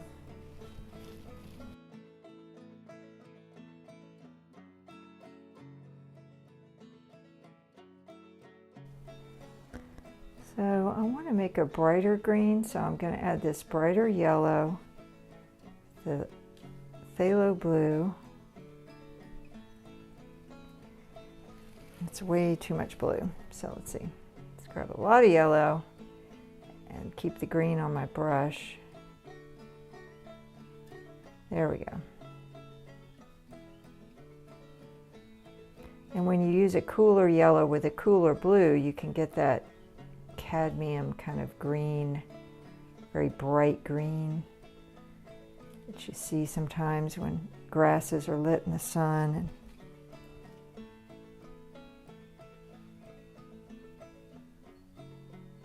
I like to use it for little highlight areas.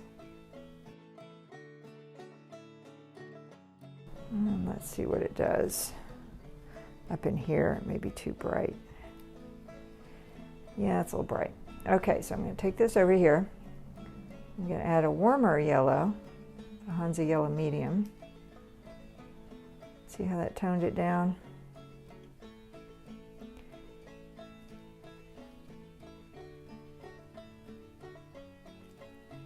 And I want this to be where the sun is hitting it, hitting parts of these leaves over here. And then if I want it really bright, just come back in with some yellow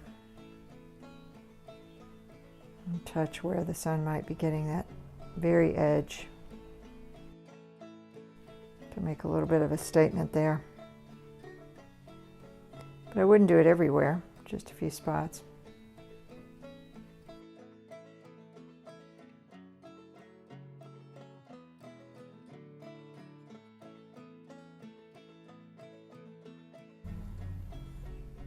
And I want some of that color to reflect in the water, so I'm going to throw those in there.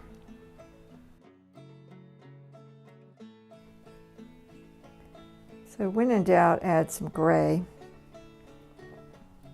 I'm not sure where I'm going with this color right now, but I think some of these weeds are going to go over this.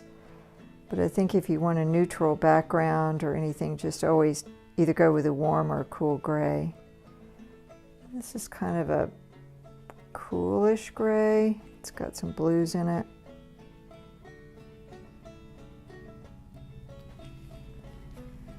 But it's also got some reds beneath it, so it has a warm tone to it.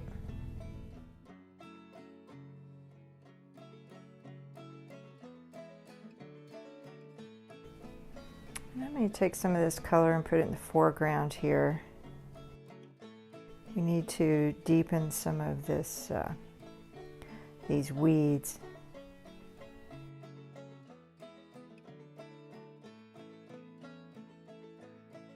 And I want to soften the edges here with the reflections. Okay, I'm going to grab some of this lighter green over here. And let that reflect to the water.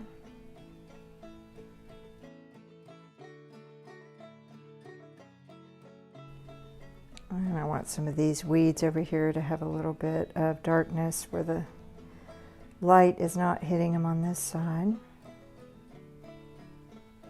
Add a little dimension to that.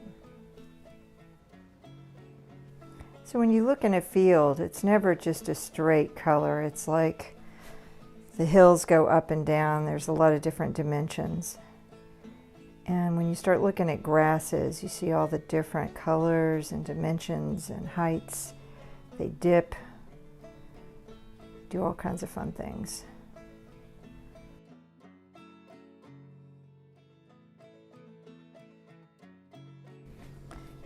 Okay, where over here I'm going to put some grasses, and I think I'll use the fan brush. So I'm going to dip it a little bit of the medium, make it pretty watery. I'm going to grab some Hansa Yellow Medium and maybe mix it with some of this green I already have here and that green purple, just to tone down the yellow. I wanted a toned down color.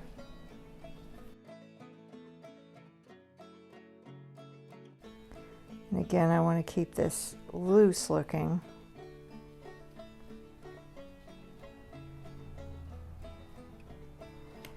That's where this fan brush does fun things. It just makes great lines. Okay, so I'm going to take some of the yellow, a little bit of titanium white, a little bit of burnt umber, tone it down.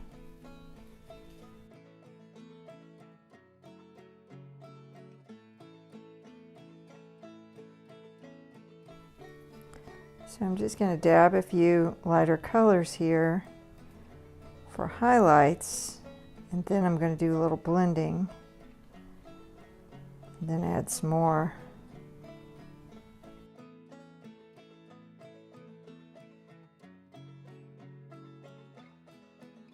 So again, to create some unity, I'm just throwing some color around here.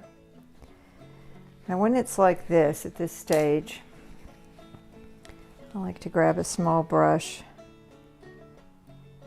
and come back and do just a little blending and softening, especially in the background. Otherwise it draws your eye too much to it.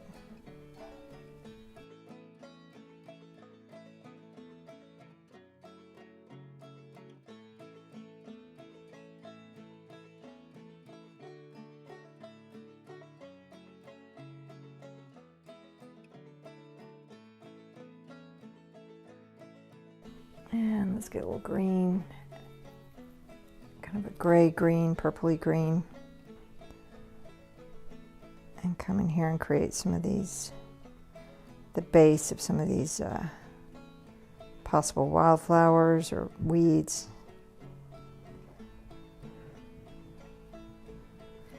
And then I want to get another dark color, so I'm going to get the burnt umber again, I'm going to get a phthalo blue, get cadmium light, and make it black here.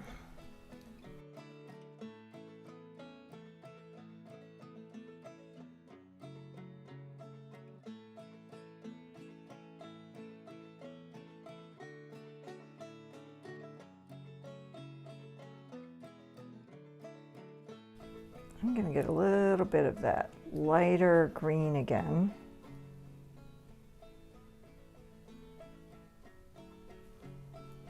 Make it a little muddy.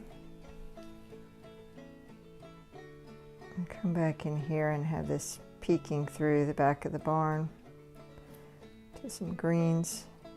I want to get after some of these trees here.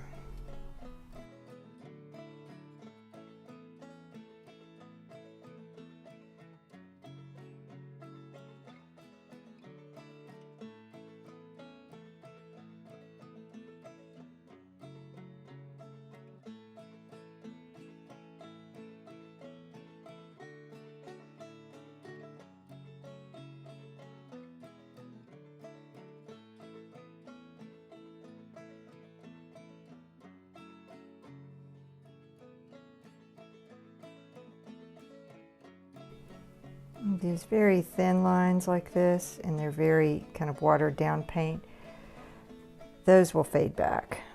They'll dry really, really pale.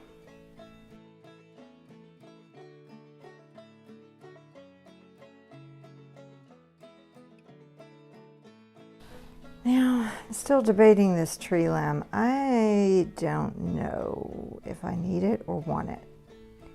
And if I don't want it, see what happens when I just go over it with this limb. kind of obliterate it.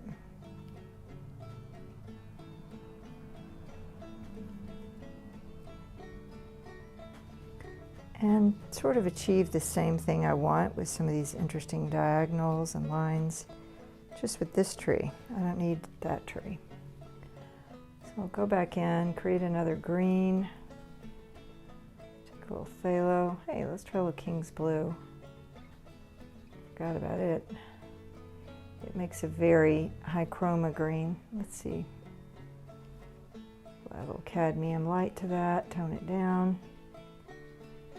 And then come back over here, add a little white,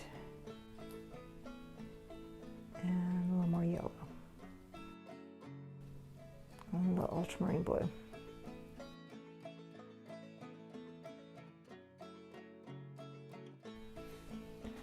And let's get some of that dark in there. That kind of pushes that back, brings the tree a little bit more to the foreground.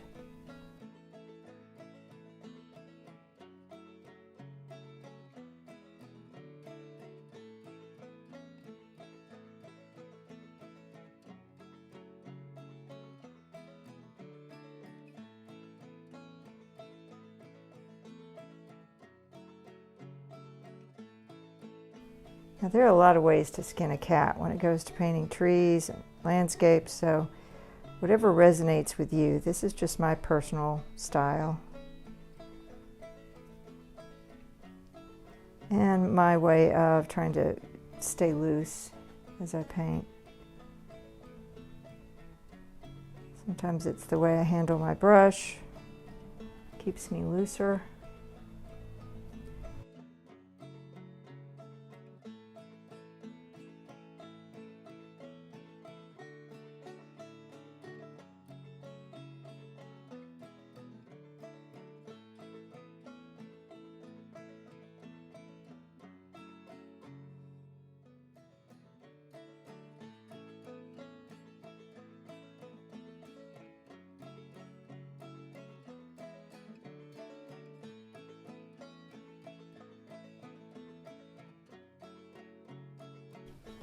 So I want to darken this tree where the light is not on these branches. I'm going to dull that back, maybe add a little ultramarine and a little alizarin to make a purpley color. Put a little of that in there for shadow.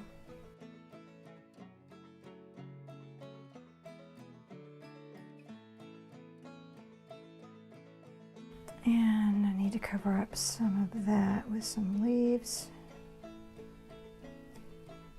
random branches.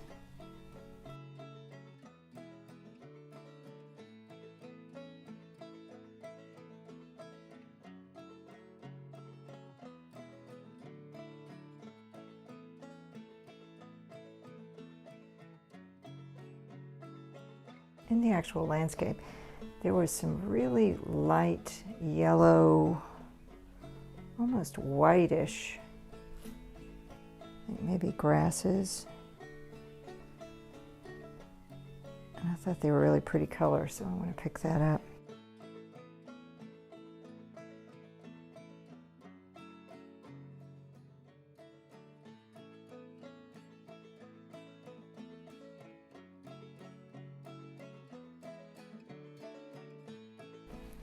And I'm seeing this red on the barn, and I really want to add some accents with the red. I think it'll be interesting and help things pop. So I'm just going to add a touch of cadmium with the alizarin permanent. Mix them together.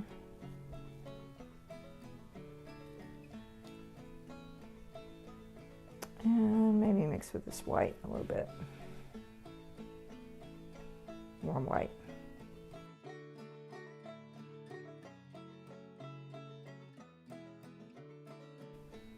Because the roof is actually red.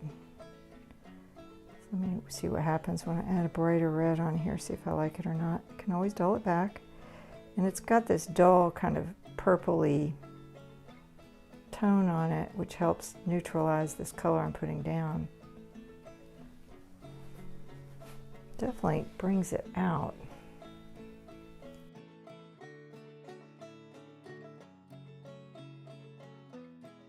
Warm gray, which I like getting that texture on there. It just kind of adds something.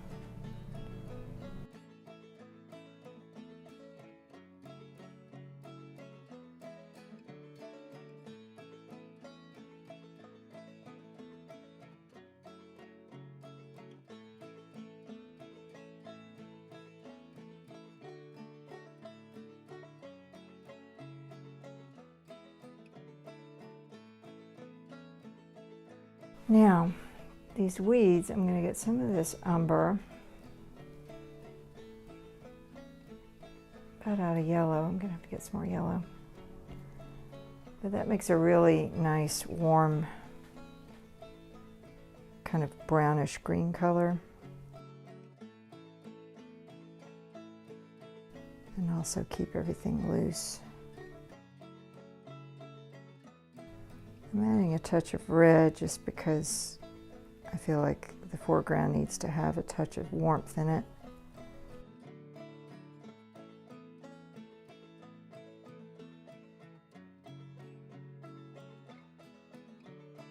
The weeds were actually growing and pointing this direction, which is a nice indicative line here to pull your eye into the landscape.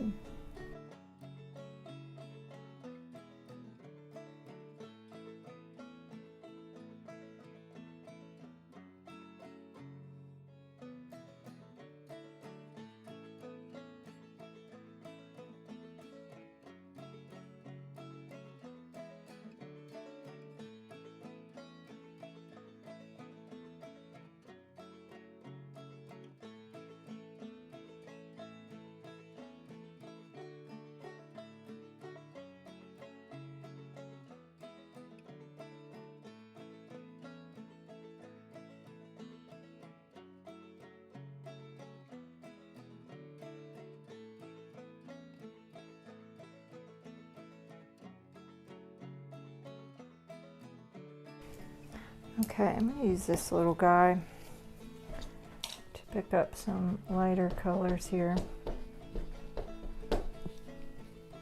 Let's see if I can't get that on there.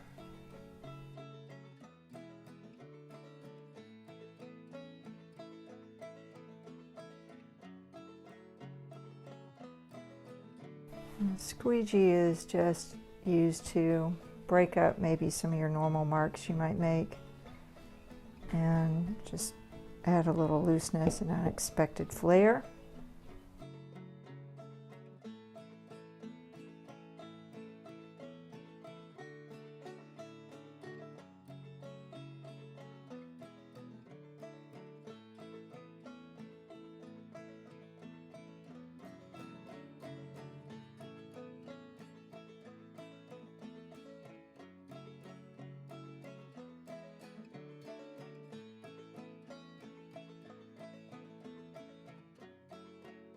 So I like to mess it up and then straighten it up a little bit.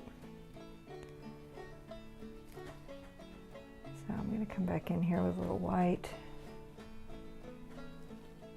a tiny touch of cadmium, and a tiny touch of yellow, and warm that up a little bit. And I'm going to take a little bit of that and add it to the water.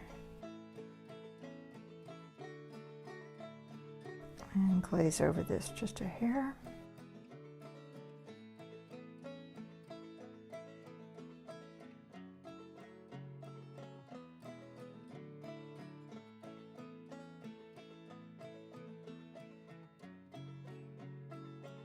And glazing with a little green on top, a little opaque green.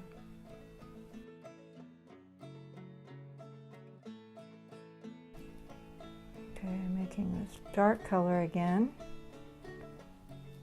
and I'm wiping it off on my brush, I just want to come in here and smooth this line out just a hair. It's just a little too loud.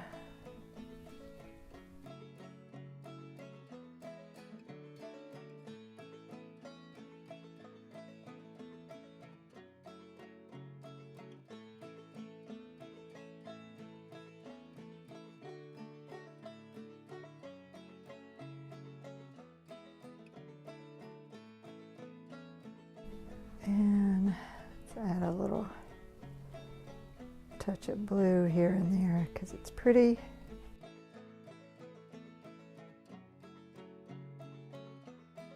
This is that King's Blue by Williamsburg. It's just so pretty.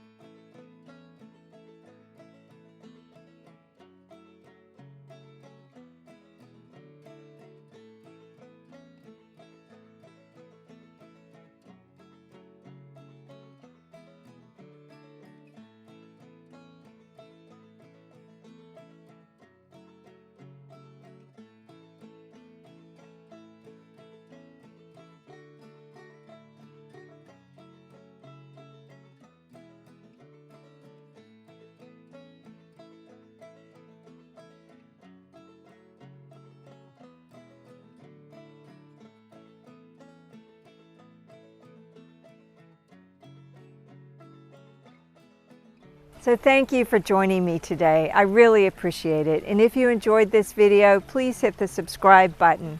And if you'll notice in the comments section, I have links to all the supplies I used today in case you're interested in seeing what they are. I hope you'll get outside and paint and have some fun however you do it. If you finish your painting there, great. If you go to your studio and finish it up, that's awesome too.